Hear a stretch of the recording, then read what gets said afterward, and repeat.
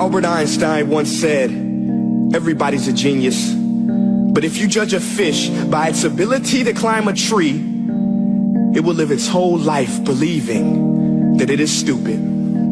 Ladies and gentlemen of the jury, today on trial we have modern day schooling. Glad you could come. Not only does he make fish climb trees, but also makes them climb down and do a 10-mile run. Tell me, school, are you proud of the things you've done? Turning millions of people into robots, do you find that fun? Do you realize how many kids relate to that fish? Swimming upstream in class, never finding their gifts, thinking they are stupid, believing they are useless? Well, the time has come, no more excuses. I call school to the stand and accuse him of killing creativity, individuality, and being intellectually abusive. He's an ancient institution that has outlived his usage. So, Your Honor, this concludes my opening statement, and if I may present the evidence of my case, I will prove it. Proceed. Exhibit A. Here's a modern day phone. Recognize it? Here's a phone from 150 years ago. Big difference, right? Stay with me. Here's a car from today. And here's a car from 150 years ago. Big difference, right? Well, get this. Here's a classroom of today. And here's a class we used 150 years ago. Now ain't that a shame? In literally more than a century, nothing has changed. Yet you claim to prepare students for the future?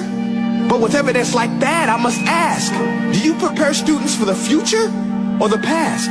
I did a background check on you and let the record show that you were made to train people to work in factories, which explains why you put students in straight rows, nice and neat, tell them sit still, raise your hand if you want to speak, give them a short break to eat, and for 8 hours a day tell them what to think. Oh, and make them compete to get an A letter which determines product quality, hence grade A of meat. I get it. Back then, times were different. We all have a past. I myself am no Gandhi. But today, we don't need to make robot zombies. The world has progressed. And now we need people who think creatively, innovatively, critically, independently, with the ability to connect. See, every scientist will tell you that no two brains are the same. And every parent with 2 or more children will confirm that claim.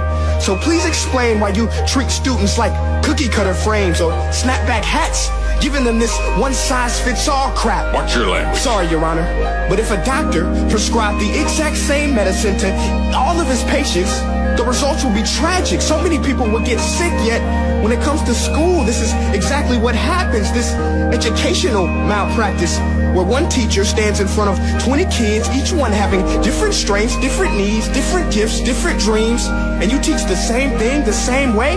That's horrific. Ladies and gentlemen, the defendant should not be acquitted. This may be one of the worst criminal offenses ever to be committed. And let's mention the way you treat your employees. Objection. Overruled. I want to hear this. It's a shame. I mean, teachers have the most important job on the planet, yet they're underpaid? No wonder so many students are short-changed. Let's be honest. Teachers should earn just as much as doctors, because a doctor can do heart surgery and save the life of a kid. But a great teacher can reach the heart of that kid and allow him to truly live.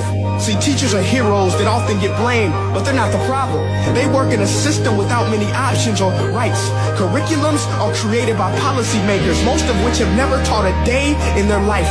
Just obsessed with standardized tests. They think bubbling in a multiple choice question will determine success.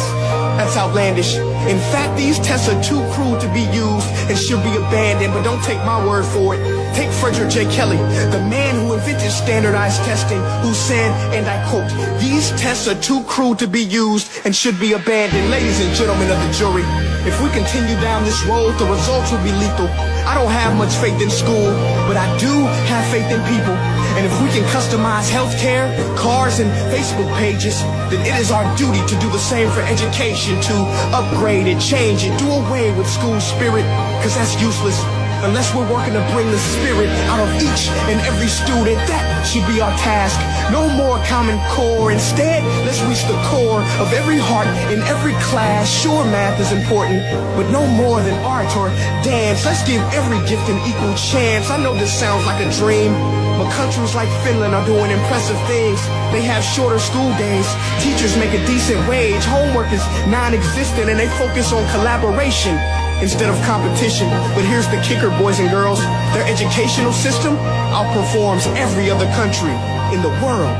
Other places like Singapore are succeeding rapidly. Schools like Montessori, programs like Khan Academy. There is no single solution, but let's get moving. Because while students may be 20% of our population, they are 100% of our future. So let's attend to their dreams, and there's no telling what we can achieve. This is a world in which I believe, a world where fish are no longer forced to climb trees. I'll rest my case.